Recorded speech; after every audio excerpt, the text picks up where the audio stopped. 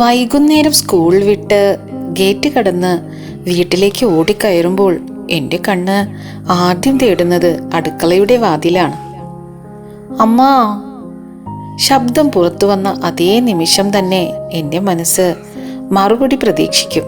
സാധാരണ ചിരിച്ച മുഖവുമായി അമ്മ ഉമ്മറത്ത് കാണും, അല്ലെങ്കിൽ അടുക്കളയിൽ നിന്ന് ദാ വരുന്നു എന്നൊരു മറുവിളി കേൾക്കാം. പക്ഷെ ഇന്നൊരു മൗനം മാത്രമാണ് എന്നെ വരവേറ്റത്.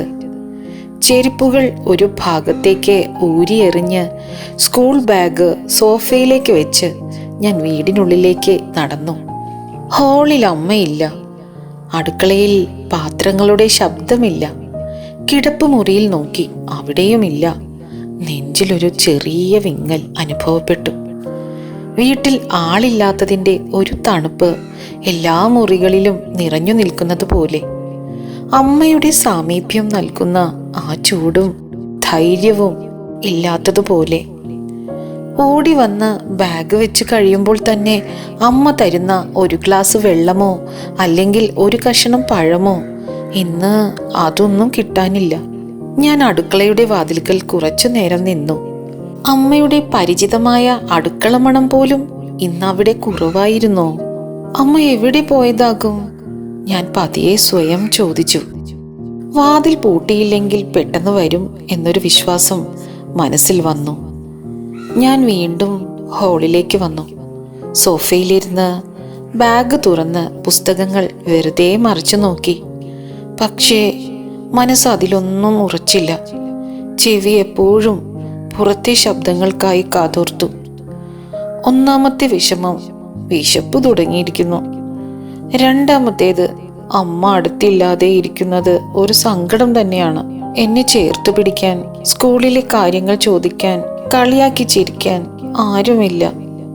ഞാൻ മെല്ലെ എഴുന്നേറ്റ് അമ്മയുടെ മുറിയിലേക്ക് നടന്നു. അമ്മയുടെ സാരിയുടെ മണം കിട്ടുന്ന തലയിണയിൽ മുഖം അമർത്തി കുറച്ചു നേരം കിടന്നു. അപ്പോൾ അമ്മ എന്നെ ചേർത്ത് പിടിക്കുന്നത് പോലെ ഒരു തോന്നൽ. കുറച്ചു കഴിഞ്ഞപ്പോൾ ദൂരെ നിന്ന് ഒരു സ്കൂട്ടറിൻ്റെ ശബ്ദം. ഞാൻ ഒറ്റ ചാട്ടത്തിന് എഴുന്നേറ്റു. ജനലിലൂടെ പുറത്തേക്ക് നോക്കി. അതാ ഗേറ്റ് തുറന്ന അമ്മ അകത്തേക്ക് വരുന്നു. മുഖത്ത് ചെറിയൊരു ദേഷ്യം അഭിനയിച്ച് ഞാൻ വാതിൽക്കൽ നിന്നു.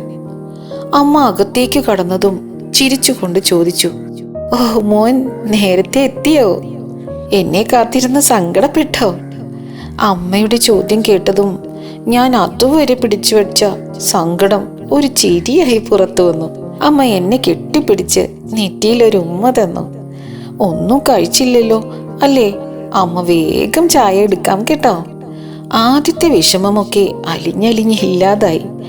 അമ്മയുടെ കൈകളുടെ സ്നേഹവും സുരക്ഷിതത്വവുമാണ് വീടിന് ഏറ്റവും വലിയ സന്തോഷം എന്ന് അന്ന് എനിക്ക് മനസ്സിലായി.